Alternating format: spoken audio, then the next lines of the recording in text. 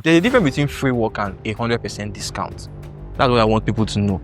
Free work is different from 100% discount. Okay, welcome, Nnamani Emmanuel. So glad to have you with us. Thank you very much. You are a very different photographer. You do things differently, and we'll talk about that later on. For the audience, can you share a little bit about your background and how you got into photography? All right. So, hi, I am Nnamani Emmanuel. I'm a portrait and a wedding photographer at NE Weddings. I've been doing photography for a while, officially for about 5 years. Yeah, 5 years, but unofficially counting like 8 or more years. And how I got into photography, I'll give that credit to my dad. So my father is also a photographer. So he passed, let's say I got the knowledge from him. He put me on, taught me a lot of the basics I knew.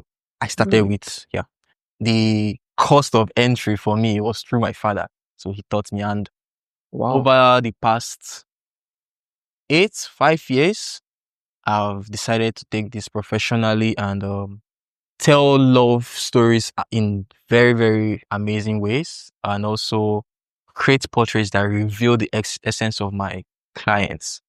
Yeah. What were some of the toughest challenges you faced, when you started and when your business started to grow, when you started getting clients and everything? What were some of the toughest challenges you faced? So I'll say gadgets was actually one of the first issue. The laptops, the camera, the lighting gear and everything. If you don't have a support system around you, you won't find it easy. So that was one of the toughest challenges for me. But through the help of God and amazing people around me, I found myself in relationship with amazing colleagues who supported me with their gadgets, one or two things. We need this, you can call on me and you get it. And also being disciplined with the money I get. So this client pays me for this, I do the job, I save up. And that was how I was able to get my series of lighting gear. I got my softbox. This is 90 by 90. Is it 90 by 90 or 80 by 80 softbox? I got it. I got my brackets. So as I'm saying this now, I'm seeing those stuff. I got my yellow backdrop, which I used to do a lot of manipulations. You see my earliest images, I used one backdrop to do manipulations, and I got a laptop from my aunt, and I just had support here and there. Most people actually couldn't see what I was trying to do. They didn't see the end product. Even me, I didn't even know, but they were just like, okay, this is what you want to do. You don't need this. If I give you support here and there. And that was how I was able to overcome in a sense that challenge of gear and gadget. Yeah.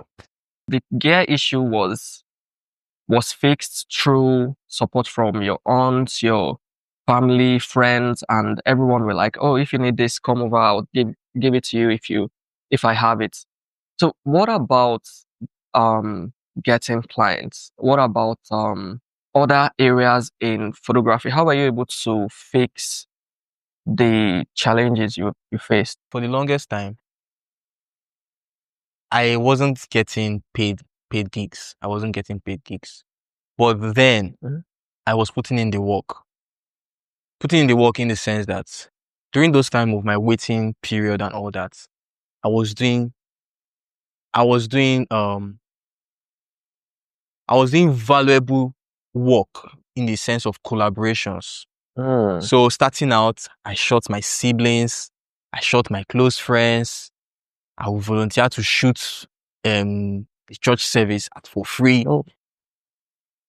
Anything that I know that I could just put myself out. So knowing that, okay, if I do this, I'll get this certain kind of images, which I can put out on Instagram, which is where most people use Instagram, Facebook, and people will know that, okay, I'm a photographer. That's what I did. Now the client didn't just come, but over time, I kept putting it, and from time to time, I'll get one or two. But then another way I also overcame that, aside the collaborations and putting in the work, was getting a mentor. Yeah. So mentorship is something we shouldn't overlook or downplay. So getting a mentor for me was a game changer. It was a game changer. So Mr. Mayo too, that's my mentor. So it's like, what word do I use now? It fast tracked my growth. Yeah, it fast tracked my growth process because he has lived the beginning phase. He has gone through most of these difficulties also. Yeah.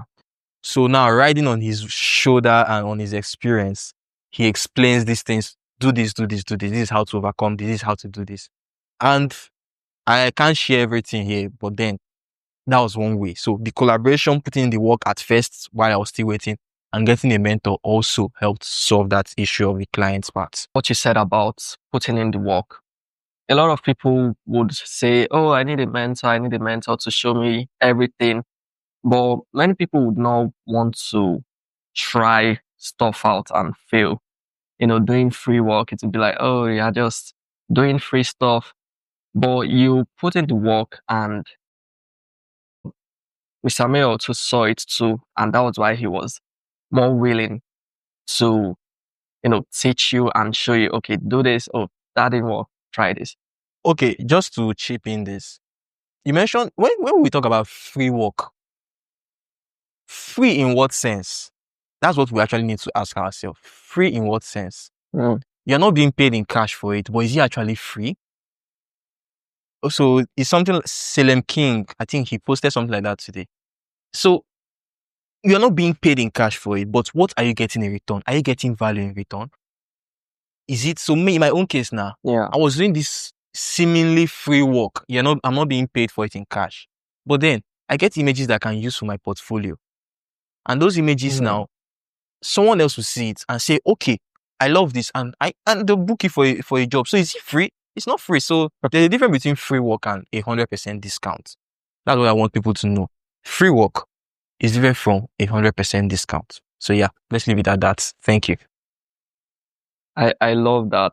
I love that. Because getting something valuable in return for you was portfolio, which you can then use that, okay, I've shot these people. So I took these great photos, and you need to pay me this amount to get the same result. So it's not really free. Exactly. Yeah. I love that. I love that. We looked at your page. I looked at your Instagram page, and I noticed something. If you go to the reel section, almost everywhere, you see clients saying, oh, Nnamani Emmanuel is a 10 out of 10. He's 15 out of 10, 100 out of 10. And they say it with such excitement, and it's amazing to see it. So what's one thing you do differently that's different from other photographers? So let me use the words of my mentor also, Mr. Mayo too. So he says photography is it's not a picture business. It's a people business. So yeah, that's it. So most times, most photographers, we think we're in the picture business, the latest gear, the most technically good image, and all that. Those things are important. Yes, they're important. But above all that, is how we make our clients feel. We need to understand that before any other thing, before our camera, before anything, the people standing in front of us are humans also. The same way our feelings are valid, their feelings are also valid. So making them feel good, extremely good and happy, is more important above any other feel. That's the most important thing. So if we can just take, not to downplay the area of putting in good work. Yes, your work should be good. Yeah. Your work should be good. But also know that beyond a good job, a good work, a technically good image is making your clients feel good, satisfied with the process and not just the end product, which is the picture. Yeah. That's it.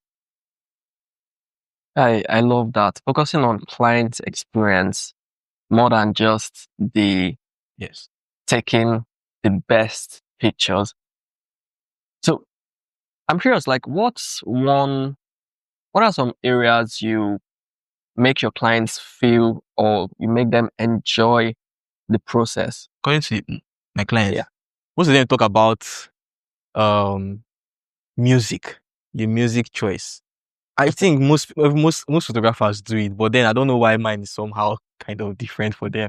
So aside the music, also is the conversation, the way you converse with them before the session, from the onboarding, from the first time they send you a message. Hello, hi, I am this. I want to make inquiries for this. How do you reply? Do you jump straight to dropping your price list? Do you jump straight to, okay, what do you want? So, how many outfits do you want to do? Do you know, we think that people can read the tone from text messaging, but that's not true. People can actually, there's a way you type, and people will subconsciously think that, okay, this is how you are saying this thing. Yeah.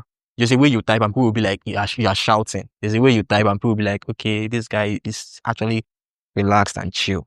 Yeah.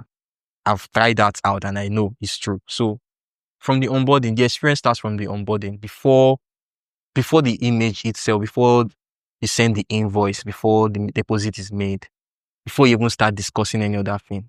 How do you welcome them into, just like that sending of a DM, just like a knock on your door.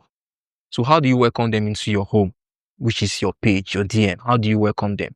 Start from there. That place is the first part. If you get that part right, every other thing should flow well. Yeah. But I feel people might get the text right. They might get the text right, trying to make the clients want to book them. But when the client comes for the shoot, they might not really enjoy it. As I said, from the onboarding, the information you get while onboarding them is what you use during the session. The information you get during your conversation, the discovery call, the texts, the inquiries, that's the information you use for the session, because every client is different. Every client is different. Yeah. So what works for this client may not work for this other client. But then when they come on the day of the shoot, you still take the same tone you use in texting them during the inquiries to converse with them. Yeah. Make them relax, make them understand that the session is going to be easy and a relaxed session. If the idea for the session was going to be like more of the creative, out of the box stuff, you explain that to them, that this is what we're doing. We have a mood board set out. You show them the mood board, or they should have the mood board by then. And you walk through everything. The outfits are on point. Yeah. You just highlight the different points or areas of the shoot, how the shoots will go. And then you start shooting. Awesome. So everything starts from the onboarding, and then the onboarding guides the entire shooting process. I love that. Exactly. I love that. And also you do it so well, because I have to say the reviews on your page are amazing. Like, I went there, I was watching them and I was like, wow. Wow. So Thank you. Thank you. you've been a photographer for a very long time. So if you were starting your photography business from scratch today, what are the key steps you take to get clients talking about you in a positive light, get paid on time, and grow faster? So if I was starting my photography business today, professionally, with a blank slate, I don't know anything about photography, I'm just starting. Yeah. First things first would be to get a job. To get a job that will take care of hunger first. Now, a job outside photography that will take care of hunger first. And then I start building my technical knowledge of the job, what is photography, basis of photography, how to create a very good image, even before I start thinking of the client, because photography is not a get rich quick scheme. If you want to do that, you will fumble. So yeah, so get a job to take care of hunger.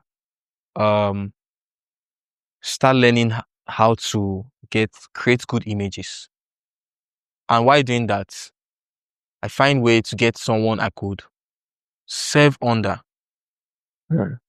Serve under. If you listen to what I said learning how to create images first before looking for someone to serve. Because when you're going to serve someone, you need to be able to give something. I mean, at this point, you don't have the money to pay all that. But if you are willing and if you are able to give something in return, that means that you are valuable, you are useful. So the skill I've learned how to create images is what I will then offer to this person to serve under this person. Maybe at no cost, maybe as stipends, but then with all my heart, I need to serve. Service is very key. That's a very fast way to grow. Service is very key. So while serving, I am creating better images, and I'm putting myself out there also. Yeah. Putting myself out there also.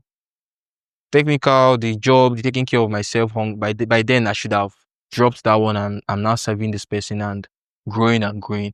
Putting myself out there, and with time, it takes time for sure. It will take time. It takes time. It's not like, even if I say I want to grow and I'm starting today, I want to grow faster. Faster in the sense that I know the right things to do now and not just being here and there and everywhere. Because while starting out, I was just doing here, this and that, doing this and that. I was just everywhere and nowhere. So with this defined knowledge of this is what I want to do, so I'm serving under this person, putting myself out there, creating a brand for myself. And in no time, the clients will start pouring in, given that you're doing the right things. That's it. With this new defined knowledge, you know now that, okay, I do this, I do that. These are the things I need to do. With time, which will be shorter than the time like it took me when starting out. Yeah. My clients will start pouring in again. And get a mentor if you can too. Yeah. What I picked there is, first off, the willingness to learn. Second, focus. So not just trying, jumping ship all the time. You want to do wedding photography, you go into portrait, you go into events, you go into this. That's just the recipe to fall and not really master one thing while probably being good at other things. So willingness to learn, focus, and humility to serve someone, and using those knowledge you've gotten. Exactly. When you stand for everything, you stand for nothing. That's just it. When you stand for everything, you stand for nothing. Most times we try to think too much of ourselves, like we can multitask and do everything and still give our 100% to everything, which is not true. See, no matter how we want to think we are superior, we have superpower. If you tell yourself the truth, you see that when you think you are giving your 100% to this and you want to not do this also, the 100% you are giving to that, part of it will be diverted to this other thing. And maybe that one now has 50%. 50% is here. And you say you want to do something else. You're giving something on that part, from that 50%, each part is suffering. There's something called times and seasons, and that's something I stand by. Times and seasons. Define your life in this way, in times and seasons. At this time, this season, this is what I need to do. Focus your 100% on it. And when it's time to move, you move and focus on something else. That way, you stand for something. You are defined. You are known for something. And that will help you grow. Focus will help you grow faster. Yeah. I love that. Thank you so much. Personally, I learned a lot, and I know the audience would learn a lot from you.